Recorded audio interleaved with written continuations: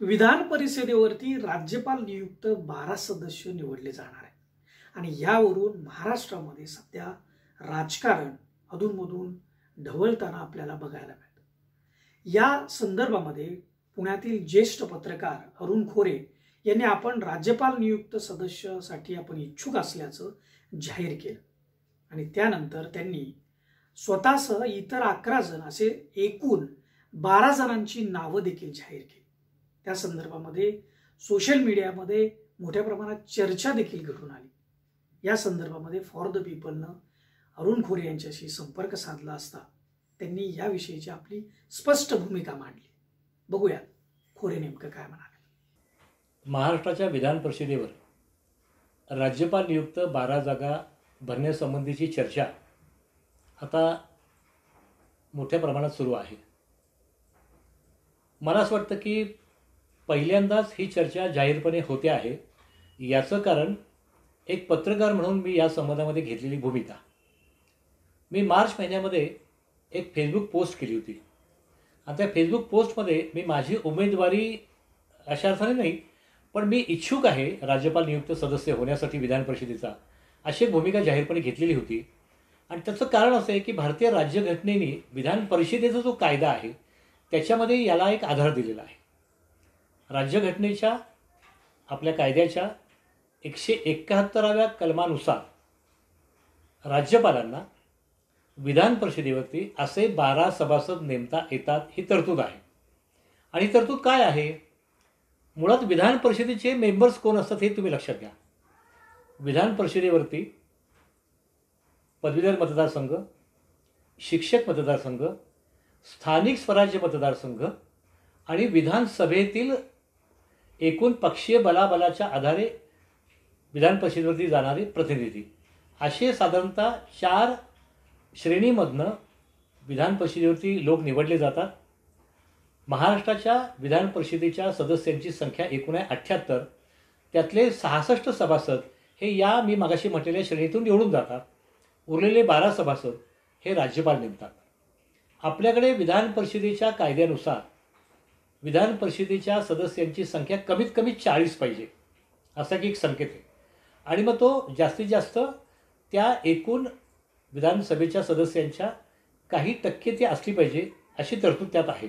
आणि त्यानुसार ही आपल्याकडे 78 ही संख्या मान्य केलेली आहे आणि त्यानुसार या सभासदांची निवड केली जाते। आता निवड सगळ्या सभासदांची होते, फक्त 12 सदस्यांची निवड होत नाही, त्यांची नियुक्ती होते आणि ते राज्यपाल नियुक्त सभासद असतात। ते कोण कोण नियुक्त केले जातात? त्याच्यामध्ये 171व्या कलमात जो उल्लेख आहे तो आहे साहित्य, सहकार, शिक्षण, समाजसेवा, विज्ञान, असे साधारणतः 5 कॅटेगरीज याच्यामध्ये 5 श्रेणींच्या मध्ये जे लोक एक चांगल्या दर्जाचं काम करतात, ज्यांनी काम केलेलं आहे, अशा लोकांच्या अनुभवाचा फायदा दोन्ही सभागृहांना मिळावा, सरकारला मिळावा, अशा हेतूने या 12 जागांची नियुक्ती राज्यपालांच्या मार्फत केली जाते। महाराष्ट्रामध्ये यापूर्वी काय घडले? यशवंतराव चव्हाण मुख्यमंत्री असताना या भूमिकेच्या बाबतीमध्ये त्यावेळच्या काँग्रेस सरकारचं धोरण हे सकारात्मक होतं आणि त्यामुळे त्या काळामध्ये ग. माडगूळकर असतील, सरोजिनी बाबर असतील, अशांच्या नेमणुका झाल्या। वसंतराव नाईक मुख्यमंत्री असताना सामाजिक सेवेमध्ये काम करणारे भटक्या विमुक्त समाजाचे दौलतराव भोसले हे काँग्रेसचे कार्यकर्ते होते। पण लक्षात घ्या, भटक्या विमुक्त समाजाला त्या पद्धतीचं संरक्षण कुठलंही नसल्यामुळे, त्यांचा कुठलाही उमेदवार निवडून येण्याची शक्यता नसल्यामुळे दौलतराव भोसलेंची नेमणूक ही राज्यपाल नियुक्त कोट्यातनं 1971-72च्या दरम्यान वसंतराव नाईक मुख्यमंत्री असताना झालेली होती। त्यानंतरच्या काळामध्ये शरद पवार मुख्यमंत्री असताना आपल्याला माहिती आहे की नादोर महानोर असतील, लक्ष्मण माने असतील, यांच्याही नियुक्त्या राज्यपाल नियुक्त सदरातून झालेल्या होत्या। याखेरीज शिवसेनेचं जेव्हा सरकार आलं, शिवसेना भाजप युतीचं सरकार 1995 साली, त्यानंतरच्या वर्षभरामध्ये त्यावेळचे अतिशय नामवंत गीतकार आणि कवी असलेले शांताराम नांदगावकर यांची नियुक्ती राज्यपाल कोट्यातून झालेली होती। आत्ता 2004 नंतर 2014 पर्यंत राष्ट्रवादी काँग्रेस आणि काँग्रेस आघाडीचं सरकार जे मुंबईमध्ये महाराष्ट्राचा कारभार बघत होतं, या दोन्ही सरकारांच्या कार्यकाळामध्ये म्हणजे 10 वर्षामध्ये विधान परिषदेवरती एकही नेमणूक अशी झाली नाही. या सगळ्या नेमणुका राजकीय गरजा आणि राजकीय सोयी लक्षात घेऊनच केल्या गेल्या, हे मला इथे मुद्दाम सांगायला पाहिजे. पण काय होतं याच्यामध्ये काय गंमत होते, याच्यामध्ये सहकार क्षेत्र, शिक्षण क्षेत्र, सामाजिक कार्य या तिन्ही श्रेणींच्या मध्ये सर्व राजकीय पक्षांचे कार्यकर्ते बसू शकतात. त्याच्यामुळे ते सांगतील आम्हाला की असं नाही, हे सामाजिक कार्यकर्ते होते, हे शिक्षण संस्था आहे यांचं असं सामाजिक काम आहे, हे सहकार क्षेत्रामध्ये होते असं सांगतात ते आपल्याला. पण हे सगळेजण राजकीय पक्षांचे आणि राजकीय पक्षांच्या मुखंडांचे अतिशय जवळचे कार्यकर्ते होते, जवळचे निकटवर्ती होते आणि म्हणूनच त्यांना विधान परिषदेवरती संधी मिळाली, ही गोष्ट आपण लक्षात घेतली पाहिजे. आणि त्यामुळे पहिल्यांदाच राज्यपाल नियुक्त सभासदांच्या संबंधामध्ये राज्यघटनेच्या तरतुदीच्या आधारे मी यावर्षी हा विचार केला की माझं तर कोणीच गॉडफादर राजकारणामध्ये नाही आहे, मी पैसेवाला नाही आहे, मी फार मोठ्या पदावरती गेले अनेक वर्ष राहिले असे नाही आहे.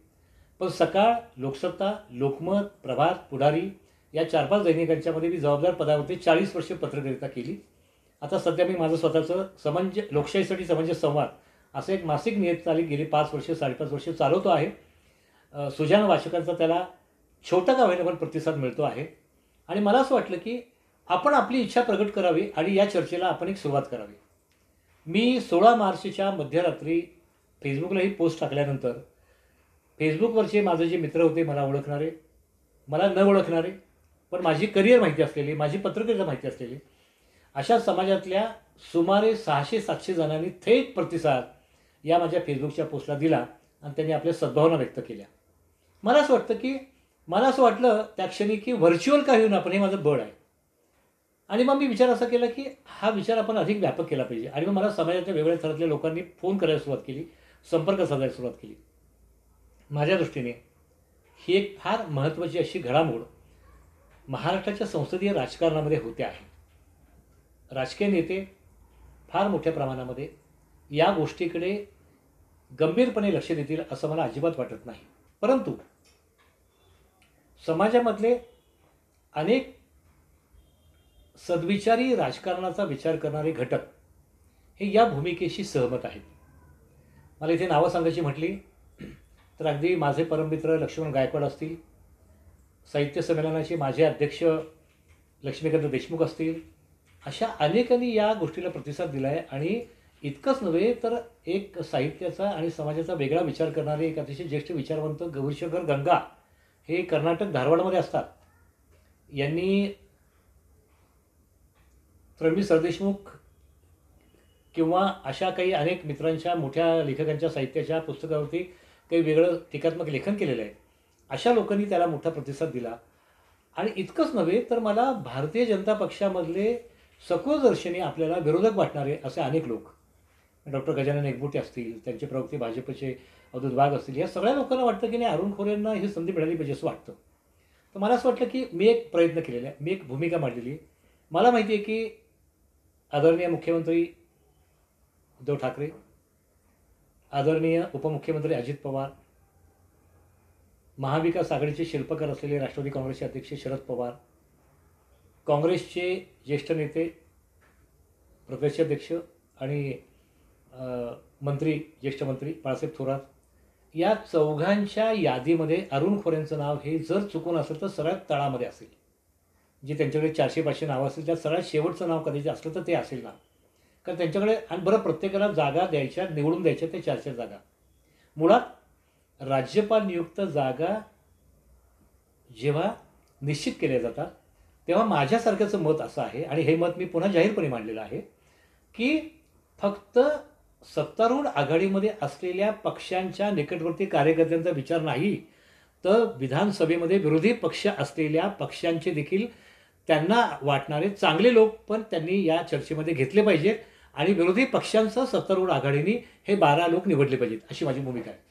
आणि म्हणून मी एक अतिशय कमिटेड असा पत्रकार, आज मला जर उद्या समजा या राज्यपाल नियुक्त सभासदत्वासाठी अर्ज करण्याची वेळ आली आणि मला माझा तपशील भरण्याची जर वेळ आली तर मी आपल्या सगळ्यांना अतिशय आनंदाने सांगेन की कोथरूडमध्ये असलेलं 1 BHK घर जर सोडलं तारुण खोरे यांच्या नावावरती दुसरं काहीही नाही.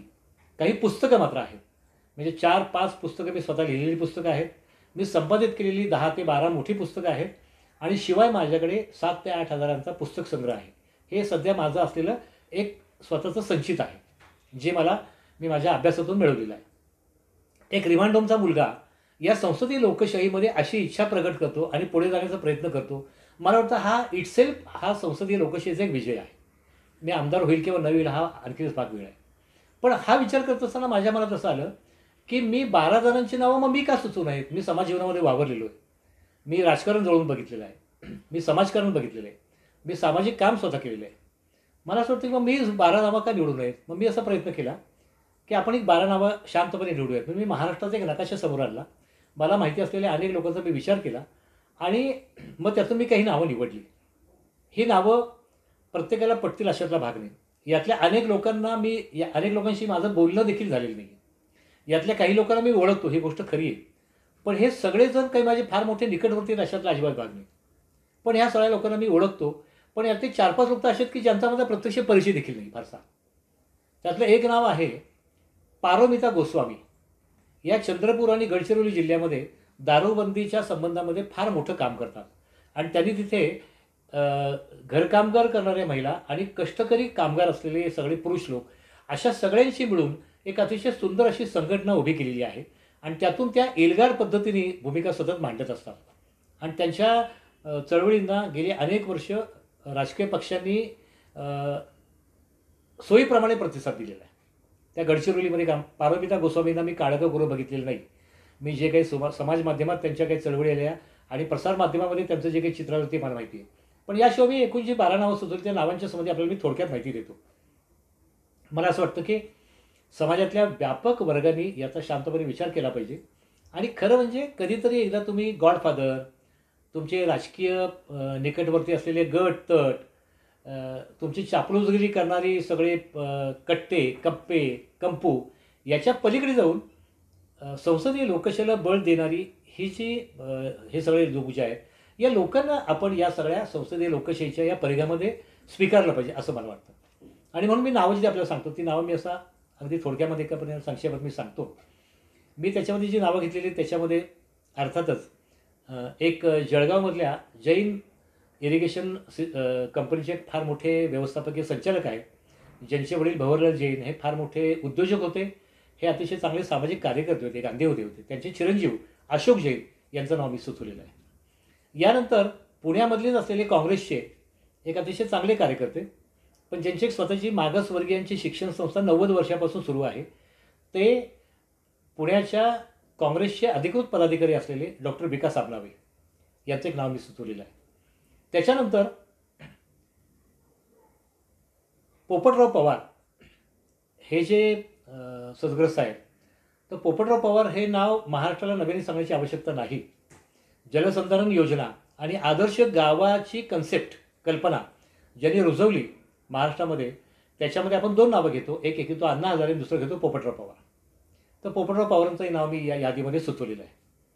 आणखीन एक नाव मी घेतलेलं आहे, ते आमच्या पुण्याच्या सामाजिक कार्यकर्त्या, उद्योजक असलेल्या, पण ज्यांनी गेली काही वर्षे पुण्यामध्ये गुड टच बॅड टच या माध्यमातून एक लैंगिक विकृती ज्या पद्धतीने समाजामध्ये पसरते, तर ती पसरू नये याच्यासाठी मुलींना प्रशिक्षण कसं दिलं पाहिजे याच्या संबंधीचं काम ज्यांनी फार मुळापासून केलं, ग्रॅव्हिटस फाउंडेशन आणि एसके फाउंडेशनच्या माध्यमातून, त्या उषा काकडे यांचं पण नाव मी या यादीमध्ये घेतलेलं आहे.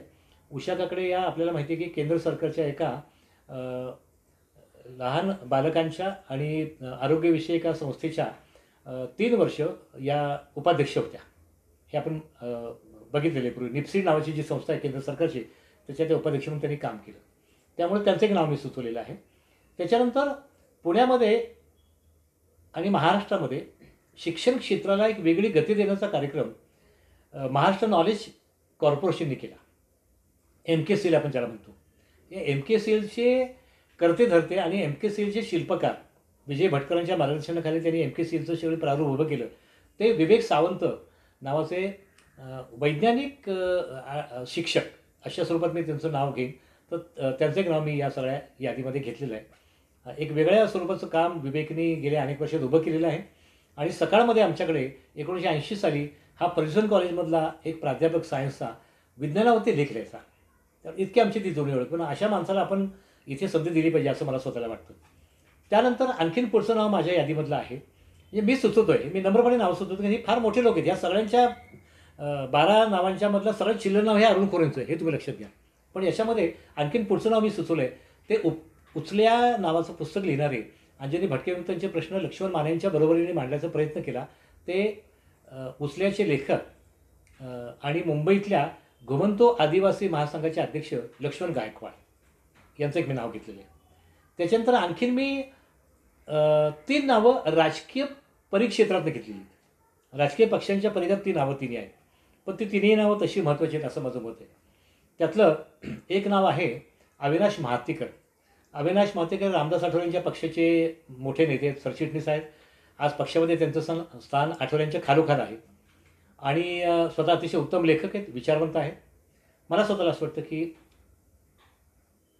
अविनाश महातेकर यांच्यासारख्या एका चांगल्या कार्यकर्त्याला विधान परिषदेवरती संधी मिळाली पाहिजे. गेल्या वर्षी त्यांना भाजप सरकार असताना शिवसेनेचं त्यांना काही काळ मंत्रिपद देण्यात आलेलं होतं, परंतु ते मंत्रिपद टिकलं नाही. याचं कारण त्यांच्या आमदारकीची संधी त्यांना काही मिळाली नाही. मला असं वाटतं की ही चूक दुरुस्त करता येईल. सगळ्या पक्षाने एकत्र आले तर अविनाश महातेकरांना संधी द्यायला पाहिजे. मी सचिन सावंत काँग्रेसचे प्रवक्ते आणि माधव भंडारी भाजपचे प्रवक्ते अशा आणखीन दोघांची नावं सुचवली. मला काही असं विचारलं की म्हटले भाजपच्या प्रवक्तेचं नाव तुम्ही सुचवायचं कारण काय. मी म्हटलं की माझी भूमिकाच ही आहे की भाजप, काँग्रेस, राष्ट्रवादी काँग्रेस, शिवसेना या 4ही पक्षांनी मिळून हे 12 नावं निवडावीत आणि म्हणून मी माधव भंडारींचं नाव घेतलेलं आहे. माधव भंडारींचं नाव आहे आणि सचिन सावंत काँग्रेसचे तरुण प्रवक्ते त्यांचं एक नाव आहे. अशी साधारणतः मी 12 नावं सुचवलेली आहेत आणि मला असं वाटतं की ही नावं महाराष्ट्रामधली बहुतेकांना माहिती असलेली नावं आहेत. ही नावं अशी नाहीत की तुम्हाला माहिती नाहीत, आम्हाला माहिती नाही, अशी नावं नाहीत. ही नावं बहुतेकांना माहिती असलेली नावं आहेत आणि त्यामुळे या सगळ्या नावांचा विचार करावा आणि राज्यपालांनी आणि मुख्यमंत्र्यांनी, महाविकास आघाडी सरकारने आणि विरोधी पक्षनेत्यांनी एकत्र येऊन एक चांगल्या प्रकारचा आदर्श असा संदेश या विधान परिषदेच्या राज्यपाल नियुक्त सभासदांच्या नेमणुकीतनं त्यांनी फक्त महाराष्ट्र नाही तर सगळ्या देशाला द्यावा असं मला वाटतं. आणि हा राजकीय संदेश तशा अर्थाने व्यापक संसदीय लोकशाहीमधला संवाद वाढवणारा ठरेल अशी पण माझी अपेक्षा आहे.